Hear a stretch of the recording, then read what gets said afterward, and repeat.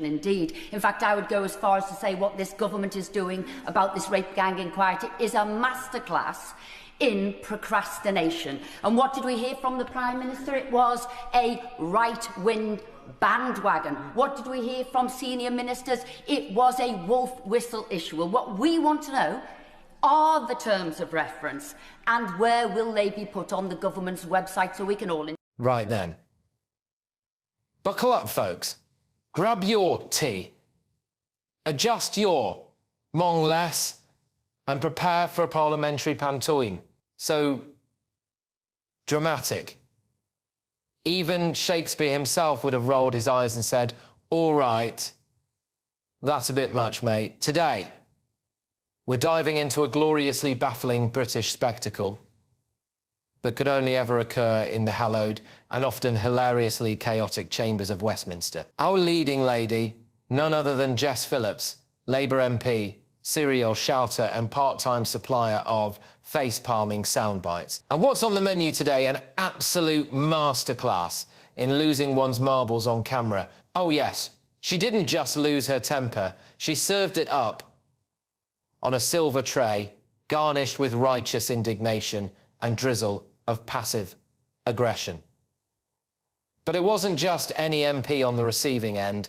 Oh no. Enter stage right Tory MP Esther McVeigh, armed with more sass than a bake-off judge during soggy bottom week and ready to grill Phillips like a Greggs sausage roll at lunchtime. Before we show you the video footage, I'd like to ask you a small favour. If you appreciate this content, please take a second to like this video and subscribe to the channel. Over 98% of you watch the videos without subscribing. It costs you nothing, but it makes a huge difference to us. So, did you click the subscribe button? Great. Thank you so much. Now back to the video. To the House today to listen to the Minister's statement in the hope that we would get some detailed information about the government's statutory inquiry. And what have we had today?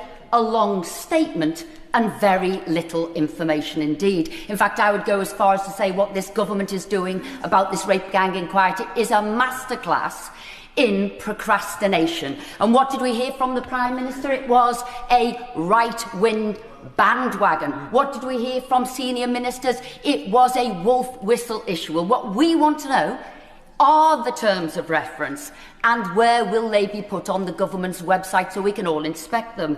And when will this conclude? Or does the Minister hope that it will go on and on and on past the next general election?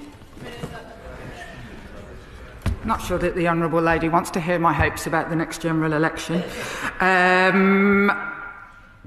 I think, as I said earlier, the victims of this crime have sat in front of me with tears in their eyes and said they hate it when we shout at each other about these things and they wish we would work together. So just to tell her again the details of what I outlined was that 1,273 cases have now been identified by the new policing investigation, which was actually recommendation 1 of Baroness Casey. And of those, we are expediting 216 cases. So, and what I will tell her about the terms of reference is that they will be published and consulted on. And I have to say, I would very much welcome her opinion, and she's never asked for a meeting with me, and I'd love to have one if she'd like to be involved in how we build those up.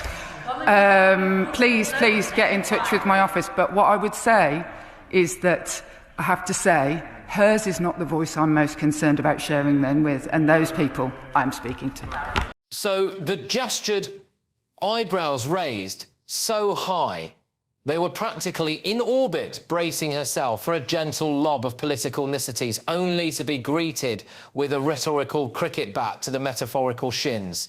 McVie opened with a classic British intro, civil tone, measured voice, the kind of cadence that says, I'm not angry, just very, very disappointed. You know, the kind that gives you flashbacks of your Year 9 teacher calling your essay ambitious but flawed, and then bam, McVie declares the entire inquiry into those most serious and harrowing of topics. A masterclass in procrastination. Oh, if that line had any more spice, it had come with a Nando's warning label. It was as if she just told the entire government, nice statement. Shame. It's utterly useless. Now, dear viewers, if you've ever seen someone try to keep a composed face while internally plotting the downfall of everyone within a 10-day fat radius, you've seen Jess Phillips in that moment. Her nostrils flared, her eyes narrowed. Somewhere a parliamentary politician quietly put their lunch down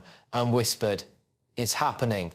McVie then turned the heat up like a mom who's just found muddy football boots on her new cream carpet.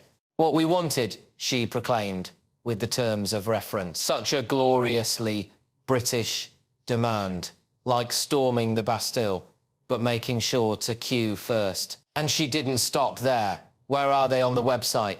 she asked with all the righteous fury of someone who's just been told to try turning it off and on again. Will this go on and on and on, conveniently past the next general election? The camera briefly panned to the government benches, where several MPs developed sudden and intense interest in their shoelaces. Now, most people, when called out publicly in front of, or I don't know, the entire country, might attempt a calm, collective response. Not Jess. Oh no, she leapt up like a cat that's just heard a vacuum cleaner. Her voice already sets a passionate monologue, suddenly hit West Midlands fury level. "I don't think the honourable lady wants to hear my hopes about the next general election." She snapped with the vibe of a dinner guest who's just been asked to leave for suggesting pineapple belongs on roast beef.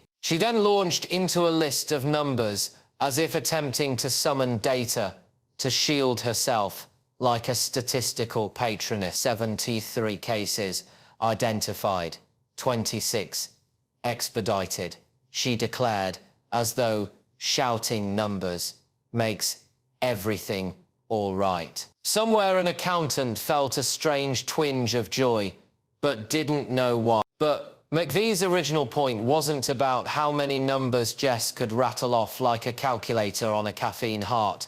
It was about clarity, transparency, and, oh yes, actually getting things done. You know, the sort of minor details you might expect from a government inquiry into something serious. Instead, what we got from Phillips was an extended episode of Whose Turn Is It to Care?, where she simultaneously tried to look sympathetic, busy, informed, and slightly annoyed that someone dared question her all at once. Now, the pièce de résistance just turned to emotional appeal. "Victims have sat in front of me," she said, with tears in their eyes. Now, naturally, this is deeply serious. And let's be clear, real victims deserve dignity, justice, and action. No mockery there. But in the context of the exchange, Phillips used this not as a point of substance, but as a source of moral reverse card. Instead of addressing McVie's call for hard answers, Jess decided to launch into a heartfelt TED Talk about how sad shouting makes people. You could almost hear the invisible piano music swelling in the background. She then took a peculiar detail. "You've never asked for a meeting with me," she sniffed, a response so wildly out of place. It was like someone responding to a fire alarm by offering everyone a scented candle. "Please, please get in touch with my office," she added, because nothing says accountability like vaguely encouraging your political opponent to book a time in your Google Calendar. But the final twist, oh dear viewer, the final twist was the real showstopper. "Hers is not the voice I'm most concerned about," Jess said. Cue dramatic gasp, the sort of line that would make a Love Island contestant drop their Proco. Because why just disagree when you can deliver a passive-aggressive dagger dipped in velvet? It was the political equivalent of telling someone, it's not that I don't care what you think, it's just that you're spectacularly irrelevant. Somewhere a microphone considered dropping itself in protest. Let's take a step back and appreciate the full drama of the exchange. On one side, McVie, calm, composed, wearing the expression of someone who's had enough, demanding that the government pull its socks up and do more than just waffle their way through a crisis. On the other side, Phillips is oscillating between statistical cannon fire, emotional appeals,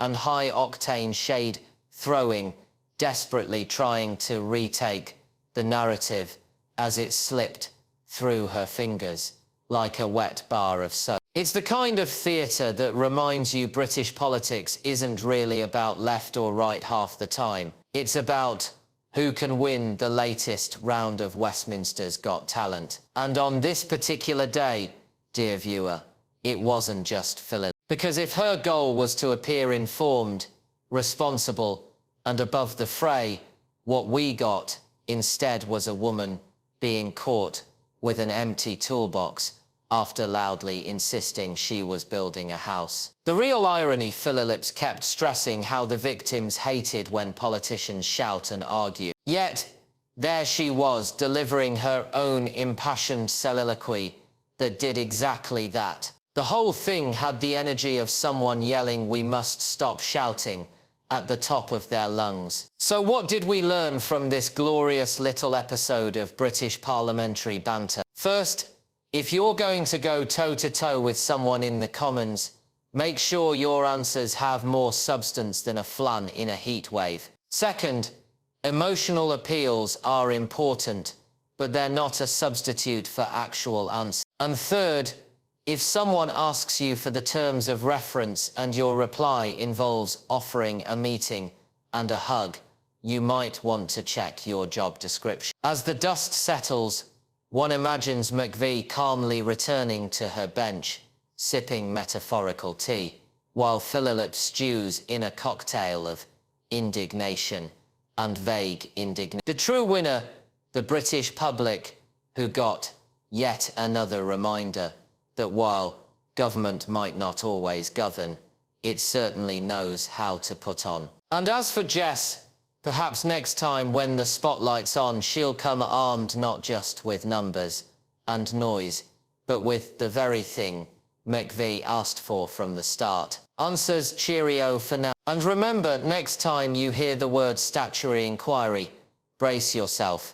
Because in British politics, that's usually just the first act in a 3-hour opera of confusion, contradiction, and occasionally comedy gold. Thanks for watching this video till the end. Please like, subscribe, and share this video with your loved ones so you can put a smile on their face. Thanks once more. See you in the next video.